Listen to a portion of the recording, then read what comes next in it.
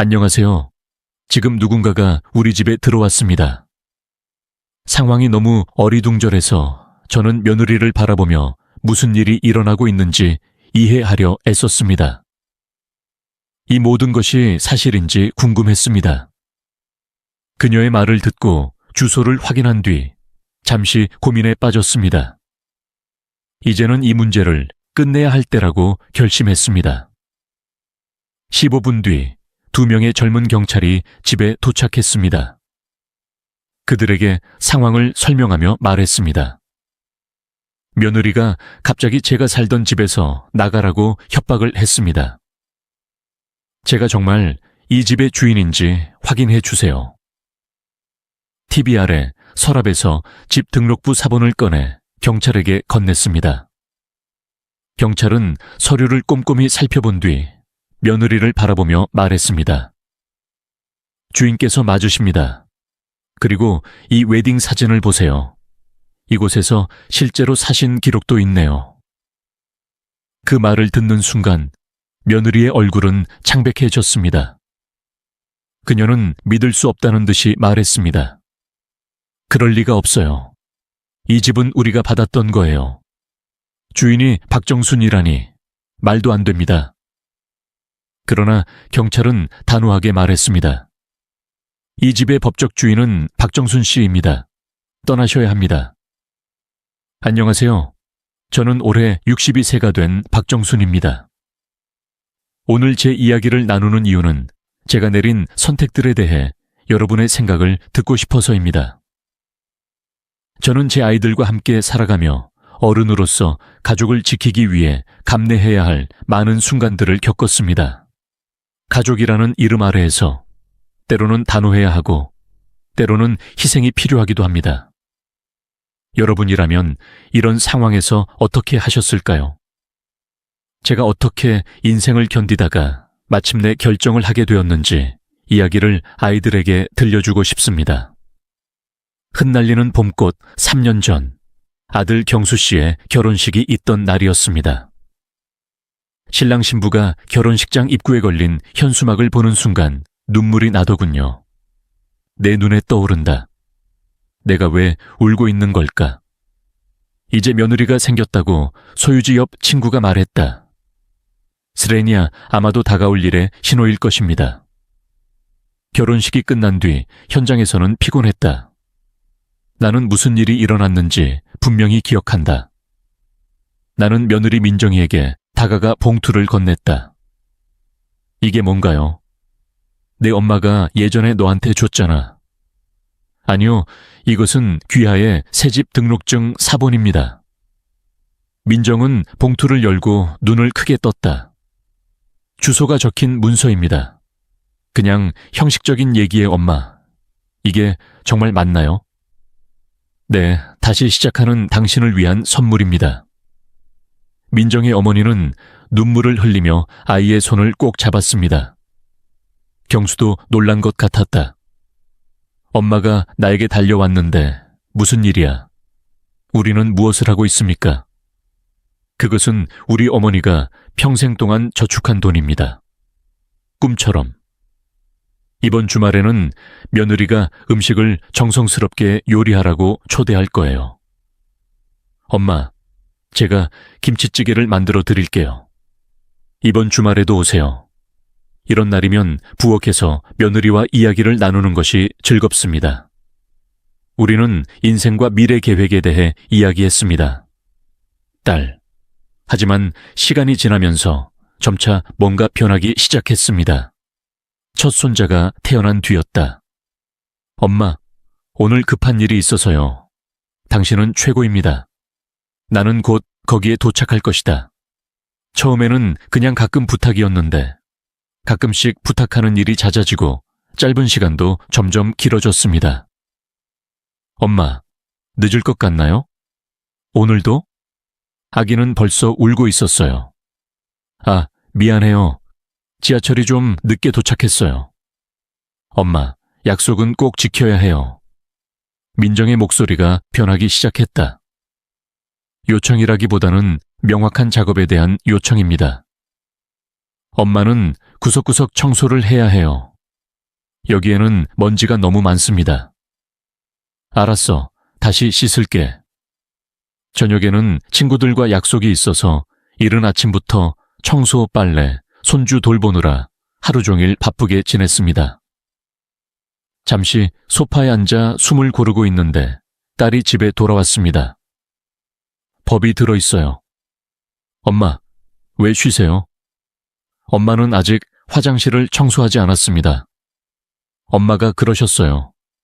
물론 이 집도 우리 어머니의 집이었는데 그 말이 내 가슴을 찔렀다. 맞아요. 이 집은 내 이름이에요.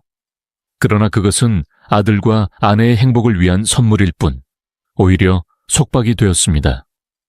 그것이 나를 묶는다. 경수는 이 상황을 전혀 몰랐다. 아니, 알 수도 있지만 모른 척 엄마는 괜찮아? 네, 민정이는 엄마를 칭찬을 많이 해요. 도와주세요. 네, 정말 기뻐요. 가끔은 내가 얼마나 힘들었는지 말해주고 싶다. 며느리가 얼마나 달라졌는지는 말할 수 없지만 경수의 행복한 얼굴을 떠올릴 때마다 아무 말도 할 수가 없다. 엄마, 요즘 좀 피곤한 것 같다. 괜찮아요. 며느리와의 관계가 안 좋아지면 힘들 것 같아요. 이해해 주세요, 어머니. 시간이 흐르고 아침에 할 일이 많아졌습니다. 아이를 깨워주고 아침밥을 먹이고 며느리가 출근한 후에는 집안 청소, 빨래, 설거지를 합니다. 손자가 낮잠을 자도 나는 쉴 수 없었다. 식료품 쇼핑을 하고 저녁 식사를 준비하세요. 무릎은 점점 더 아프고 허리는 계속 굽어지는 것 같았다. 밤에 누워있으니 온몸이 쑤셨는데 그걸 드러낼 시간이 없었어요. 엄마, 아직은 이른 시간이에요. 요즘 당신은 아직 젊습니다. 청춘은 70세부터 시작된다고 누가 말했나요? 엄마 친구들이 다 챙겨주고 집안일도 하는데 그래도 엄마가 있어서 행복해요. 그녀의 얼굴을 보면 모든 피로가 사라지는 듯했지만 며느리의 요구가 점점 커지면서 그 작은 기쁨도 사라졌다. 상황이 점점 더 심해지고 있어요. 엄마, 이번 주말에 집에 오실 수 있나요? 친구들이랑 놀러 가는 일정이 있어서 오늘은 회사에 저녁 먹으러 가기 때문에 늦게까지 자도 되기 때문에 가끔 친구들과의 약속도 미루고 건강 체크도 해야 할 때가 있어요. 날짜가 계속 미뤄지네요. 하지만 그때까지는 이 상황이 이렇게 비극적으로 끝날 줄은 꿈에도 몰랐습니다. 날마다 노력하다 보니 어느 사찰이 변하고 있다. 여름이 곧 끝나갑니다.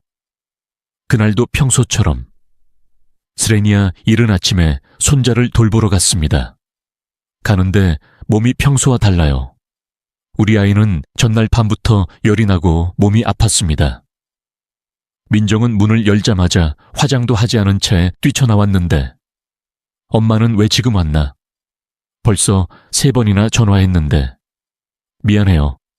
오늘 프레젠테이션이 있다고 몇 번이나 말했습니까? 엄마는 네가 오기 싫어서 일부러 그런 거야. 며느리 말에 놀랐어요. 아니, 고의가 아니었어요, 엄마.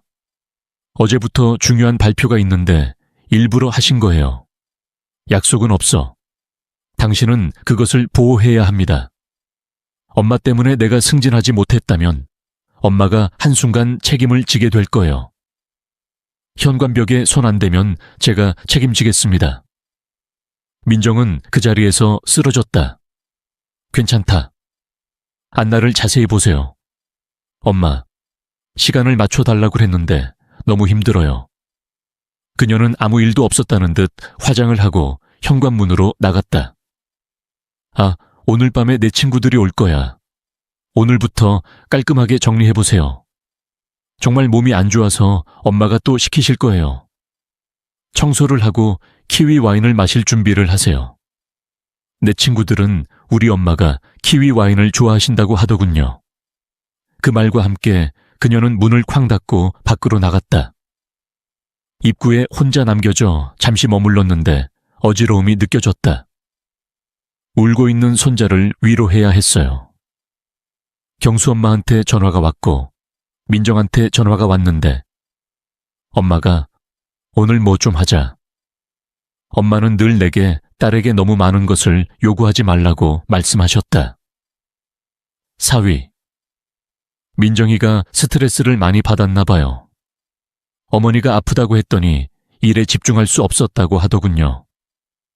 그녀는 다른 날이 아닌 오늘 중요한 발표가 있다고 말했습니다. 나는 말문이 막혔다. 누군가를 위해 아픈 몸으로 일하고 있어요. 경수 씨. 정말? 엄마. 어머님이 그렇게 말씀하시고 열이 나시는데 어제 조카 말을 안 들어서 스트레스를 받았다면 그렇게 했어야 했어요. 조카한테 화내지 마세요. 민정이가 너무 슬퍼해요. 이것은 전혀 사실이 아닙니다.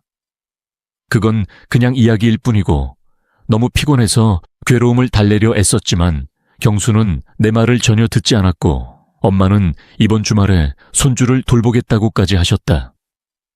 아니, 나도 마찬가지야. 그녀는 약속했다. 민정은 엄마와의 통화를 마치고 친구들을 만나러 갔다. 여행을 간다고 하더군요. 이제 엄마가 돌아오실 거예요. 안녕하세요, 여러분. 약속할 수는 없습니다. 그럼 끊겠습니다. 일하느라 바빠서 전화가 끊겼고 나는 한동안 어리둥절한 채 서 있었다. 창밖에는 비가 내리기 시작했다.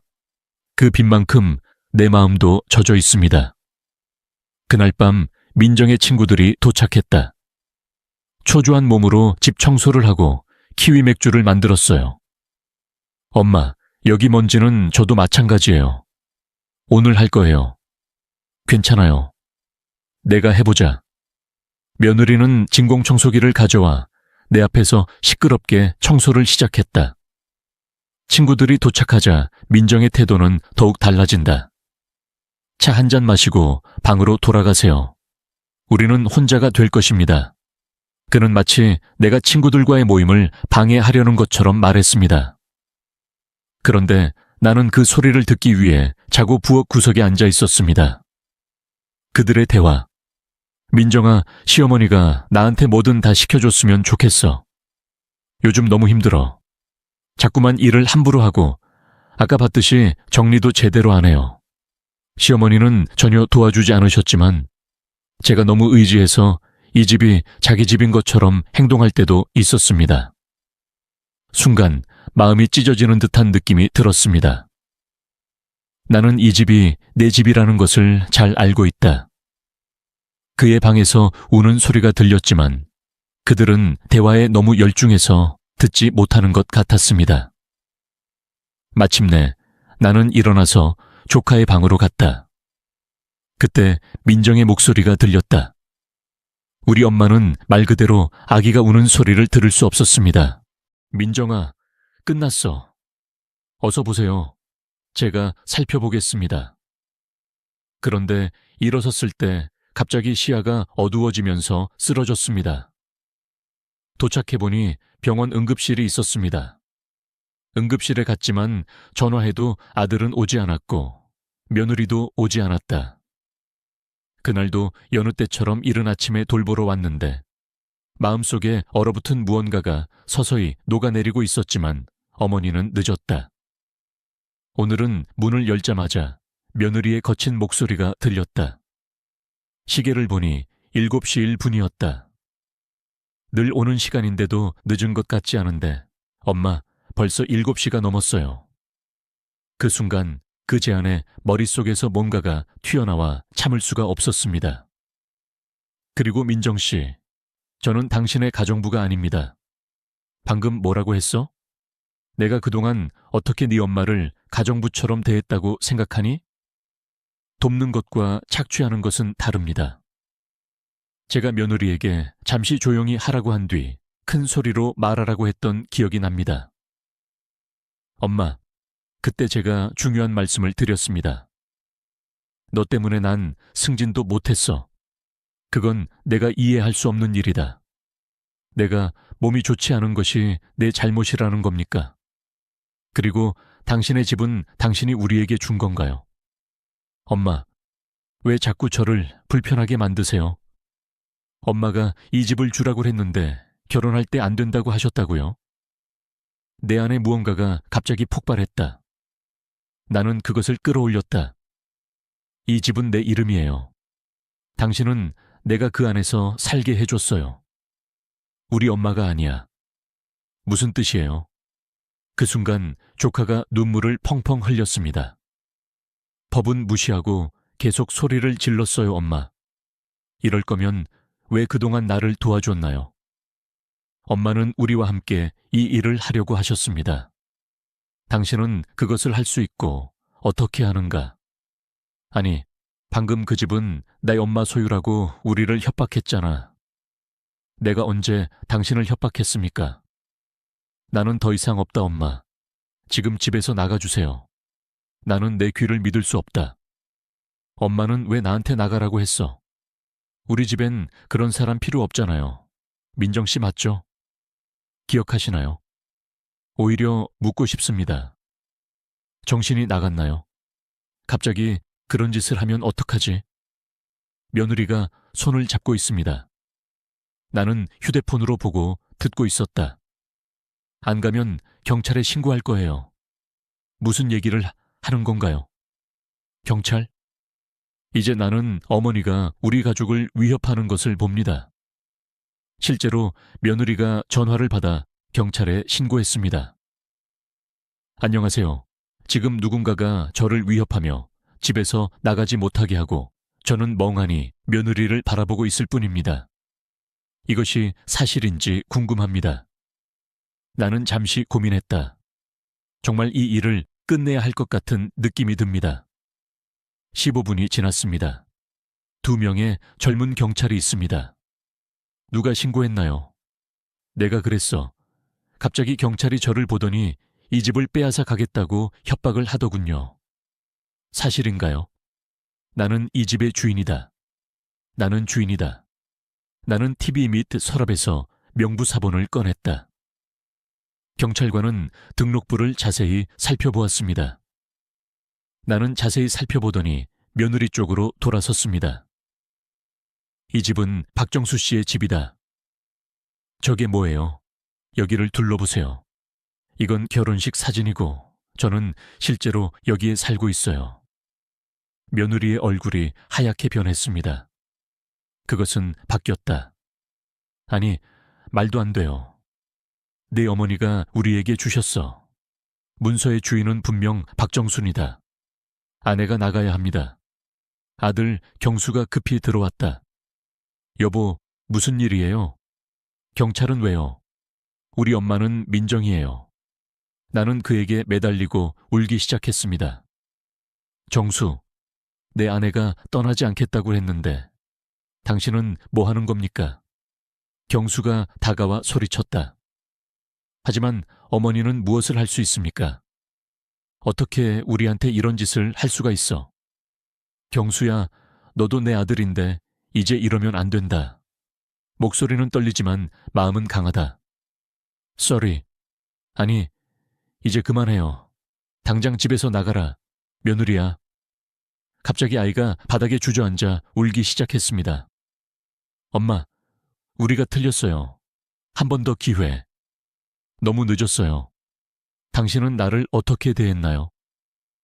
아파서 쓰러져도 도움을 청해도 경찰이 왔어요. 한 번은 며느리에게 부모님과 더 이상 어울리지 말았으면 좋겠다고 말한 적이 있습니다. 아니요, 저는 이것을 할 수 없습니다. 민정은 계속 울었지만 이제 아들 경수는 돌아갈 길이 없다. 이름이 경수 씨, 결혼은 언제 하시나요? 내가 당신을 위해 집을 준비한 이유는 당신이 행복하기를 바라기 때문입니다. 하지만 그렇다고 해서 내가 당신을 다른 사람처럼 대해야 한다는 뜻은 아닙니다. 노예.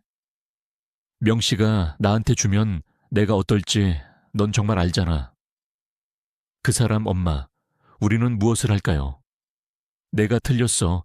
내가 아파서 쓰러졌을 때 너는 뭐라고 말했니? 그때 며느리가 발표가 아주 중요하다고 해서 경수 씨가 전화도 받지 않더군요. 그리고 예전에는 민정이가 저를 그냥 가정부처럼 대해줬어요. 시간 1분 늦었다고 혼났지만 그것만으로는 부족해서 경찰에 신고했는데 지금은 피곤해요. 경수야, 이제 안 돼. 경수는 더 이상 아무 말도 할 수 없었다. 그는 고개를 숙인 채 그 자리에 서 있을 뿐이었다. 오늘은 짐을 정리하는 동안 충분한 시간을 드리겠습니다. 저녁까지 떠나줬으면 좋겠어요. 며느리는 계속 울었고 경수는 몇 시간 뒤 문제가 해결될 때까지 아무 말도 하지 못했다. 현관문이 열리는 소리가 들리는 순간 나도 눈물이 흘렀다. 그러나 이것은 단지 슬픔의 눈물이 아니었습니다. 그날 밤 나는 처음으로 혼자 잠을 자려고 했다. 이 집에 있는데 잠이 안 와요. 오늘 일어난 일들이 계속해서 내 마음속에 맴돈다. 창밖 달빛이 참 특별해요. 그는 너무 외로워 보여요. 그래서 경수가 어렸을 때 달빛에서 매일 밤 동화책을 읽던 기억이 떠올랐다. 내가 너무 많은 일을 한 걸까? 며느리가 아무리 나빠도 경수는 내 아들이라고 들었고 조카 방이었던 곳을 지나니 작은 고민형이 떨어졌나 봐요. 짐을 싸는 동안 뒤에서 집어 들었을 때 조카가 웃는 소리가 들리는 것 같은 느낌이 들었습니다. 일주일쯤 지나서 동네 친구들 정순이를 만나기로 했는데요. 여기로 오세요. 자주 만나던 카페에는 영숙이 손을 흔들고 미자와 혜경도 있었다. 아, 정순이 얼굴이 왜 이렇게 나빠? 아니, 그냥 좀 피곤한 것뿐인데 친구 정순이의 눈을 피할 수 없다. 우리는 오랜 친구다. 무슨 일인지 말해주세요. 알았어. 사실 얘기를 시작하기 전에 잠시 망설였어. 며느리의 행동, 내가 무너졌을 때 아들의 무관심, 그리고 마침내 아들과 아내를 보내겠다는 결정은 어처구니가 없었다. 며느리가 그런 짓을 할 수도 있었기 때문이다. 순이와 영숙이 조심스럽게 말을 꺼냈다. 그러나 그것은 너무 가혹한 것이 아닙니다. 그렇다. 그는 아직 어린아이였고 그들의 외아들이었다. 미자도 도와줬어요. 네, 저도 며느리 때문에 짜증날 때가 많았는데 결국 자제했어요. 아이가 행복하면 우리도 행복합니다. 피곤한, 매일이 지옥 같습니다. 내 심정은 이해하지만 혜경이가 내 손을 잡았으니 시간이 지나면 후회할 것이다. 사실 너무 늦을 수도 있어요. 나는 그것이 걱정된다. 지금 다시 생각해 보는 게 어때요? 집으로 가는 길이 유난히 길었다. 친구들의 말이 계속 머릿속에 맴돌았습니다. 나는 전화했다. 네, 조심하세요. 비록 조금 작지만 여전히 가치가 있는 자신만의 방을 찾았습니다. 아들의 목소리가 매우 피곤해 보였습니다. 어제 잠들기 전부터 마음이 아팠어요. 엄마도요. 요즘 우리는 실수를 많이 합니다. 나는 매일 밤 그녀에 대해 생각합니다. 그것이 옳은 일일까요? 더 나은 기회가 있을까요? 전화를 끊은 후 한참을 울었습니다. 소파에 앉아 경수의 어린 시절 사진을 바라보며 기억에 잠겼습니다. 다음날 상황은 더 복잡해졌습니다. 미자가 정순이를 만나러 왔는데 어제는 아무 말도 하지 못했던 그녀가 이번엔 더 단호한 태도로 이야기를 시작했습니다. 그녀의 말 속에서 나는 스스로에게 질문을 던졌습니다. 내 아이가 몇 살이 되었든 내 인생을 망치게 두어야 하는 걸까? 하지만 동시에 마음이 계속 흔들렸습니다. 그것은 너무나 자연스러운 일이었고 어머니로서의 사랑 때문이었습니다. 그러나 미자는 내게 말했습니다. 정순아, 이제는 네 인생을 살아야 해. 더 이상 주저하지 말고 결정할 시간이야. 그녀의 말을 들으며 눈물이 차올랐습니다. 내 행복을 찾는 것, 그것이 과연 너무 이기적인 것은 아닐까요? 과거를 돌아보면 나는 언제나 아이를 위해 모든 것을 내어주었습니다. 하지만 지금 이 순간 나 자신을 위해 살아도 되는 걸까요? 나는 혼란스러웠습니다. 아들이 내게 용서를 구하며 친구들의 조언을 들고 왔을 때 내가 며느리를 아무리 미워한다 해도 아들을 받아들이고 이 집으로 돌아오게 해야 하는지 고민스러웠습니다. 요즘 밤마다 아들 걱정으로 잠을 설칩니다. 이 선택이 옳은지 아니면 다른 길이 있는지 끊임없이 생각하게 됩니다. 여러분이라면 이런 상황에서 어떤 결정을 내리시겠습니까?